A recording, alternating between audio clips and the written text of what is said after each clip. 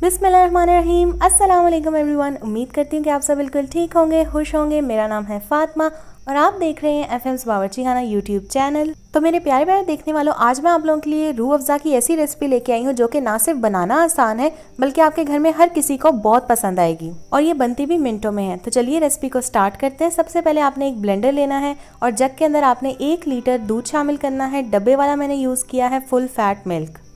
दूध शामिल करने के बाद आपने इसके अंदर शामिल करना है रूह अफ़ज़ा।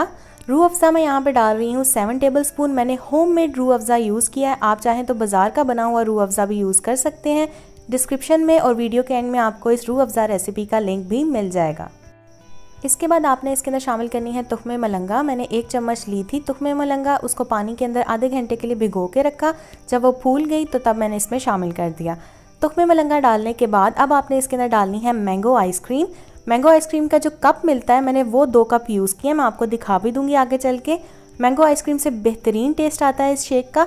आप चाहें तो वनीला आइसक्रीम भी यूज़ कर सकते हैं, लेकिन मैं आपको रिकमेंड करूँगी कि आप मैंगो आइसक्रीम ही यूज़ करें। 2 कप मैंने डाल दिए इसके अंदर। इसके बाद आपने इसके अंदर थोड़े से बर्फ़ के टुकड़े यानी कि फ्यू आइस क्यूब्स ऐड करनी है। आइस क्यूब्स ऐड करने के बाद आपने इसको कवर कर देना है और कवर करने के बाद आपने इसे 1 मिनट के लिए ब्लेंड कर लेना है। मज़ेदार सा रूह अफ़ज़ा मिल्क शेक आपका रेडी हो जाएगा। यूनिक रेसिपी है, डिफरेंट रेसिपी है, ट्राई कीजिएगा। इफ्तार में आपको बहुत अच्छा लगेगा। ये मैं आपको कप भी दिखा रही हूँ आइसक्रीम का जो मैंने यूज़ किया। ये 2 कप आपने यूज़ करने हैं इतनी क्वांटिटी में। तकरीबन 6 ग्लासेस आराम से बन जाएंगे। डिपेंड करता है कि आपकी फैमिली में कितने मेम्बर्स हैं, आप ज़्यादा भी कर सकते हैं क्वान्टिटी और कम भी कर सकते हैं। अल्हम्दुलिल्लाह हमारा मज़ेदार सा इफ्तार स्पेशल ड्रिंक रेडी हो चुका है। इसको आप रमज़ान में लाजमी ट्राई कीजिएगा, रमज़ान के बाद भी इसे पीजिएगा।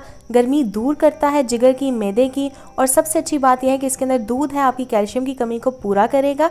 सो आपने इस रेसिपी को लाजमी घर में ट्राई करना है। अब मैं आपको बताती हूँ कि आपने इसको सर्व कैसे करना है। आपने इसे किसी भी ग्लास या किसी भी जग के अंदर निकाल लेना है इस तरीके से, और बहुत ही मज़े का ये बनता है, बहुत ही रिफ़्रेशिंग होता है और आपका पूरा दिन काफ़ी एनर्जेटिक गुजरेगा अगर आप इसको लेंगे सहरी में या इफ्तारी में। It's up to you.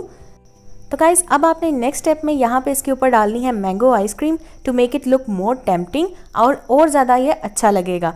तो अब आपने इस तरीके से थोड़ी थोड़ी करके मैंगो आइसक्रीम डाल देनी है। 2 कप आपने शेक में यूज़ करने हैं और 1 कप आप एक्स्ट्रा ले लें। थोड़ी सी इस तरीके से सर्विंग करके आप देंगे, किसी के सामने पेश करेंगे तो देखने वालों को भी अच्छा लगेगा।